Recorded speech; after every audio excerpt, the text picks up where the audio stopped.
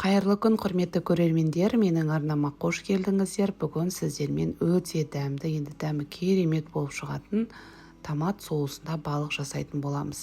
Жасалу жолы өте оңай және уақыттарыңызды да көп алмайды. Кешкі асқа ұсынсаңыздар болады, немесе ыстықтай кезінде банкаларға құйып қойып, кез келген уақытта жей берсеңіздер болады. Енді дәмі өте керемет болып шығады.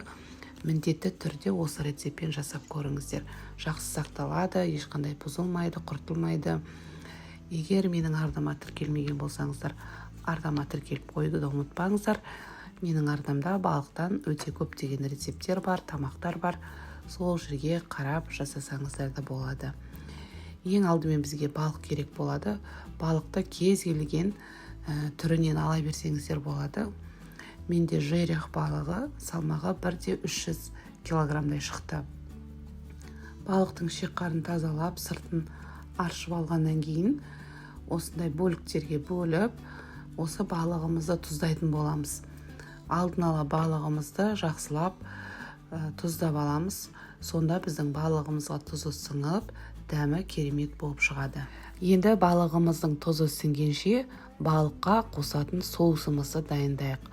Ол үшін бізге үлкен бас пияз, 2 дана сәбіз, 2 тіс сарымсақ, су, мына жерде томат пастасы мен кетчуп араласқан, томат бұрыш пастасы, жарты шай қасық қара бұрыш, қант және лавр жапырағы. Нақты мөлшерлерін осы видеоның астына жазып кетемін, сол жерден қарап жасаңыздар.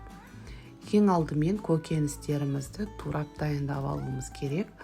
Пиязымызды осындай бөліктерге бөліп, сәбізімізді, сарымсағымызды барлығын жақсылап ұсақтап турап аламыз.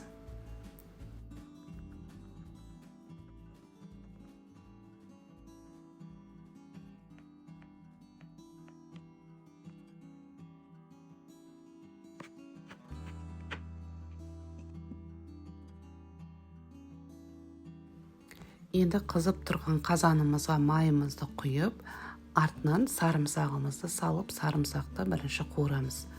Кішкене 1-2 секунд қуырғаннан кейін пиязымызды салып, пиязымызды да қуырамыз.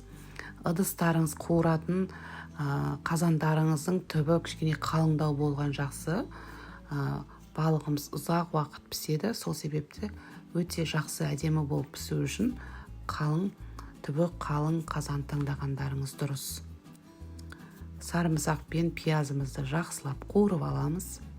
Пиязымыздың түсі осындай сарғыш түске айналған кезде келесі сәбізімізді салып, сәбізімізді де 10 минуттай қуырып аламыз.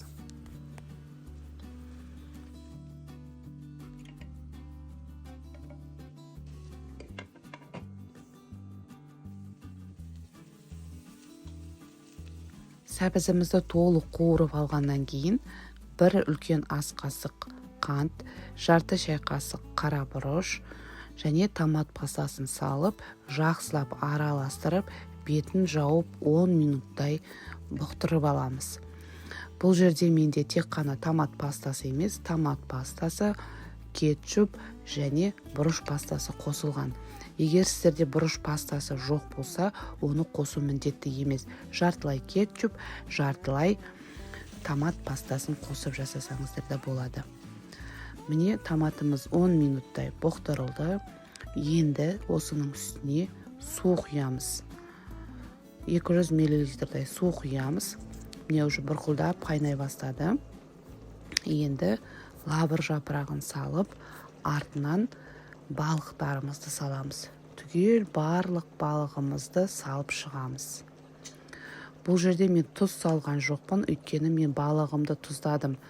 Менің балығым біраз уже бұрқылдап қайнағаннан кейін барып, тұзын көреміз. Осы кезде тұзы татымаса, тағы да тұз қосып жібересіздер. Мен тағы да 200 мл су құйдым. Мен басында сіздерге сразу көрсеткен жоқпын, өйткені балығымызды салып болғаннан кейін суға кішкене батып тұру керек. Егер суға батпай тұрса, үстінен толықтырып тағы да 200 мл су құйып жібересіздер.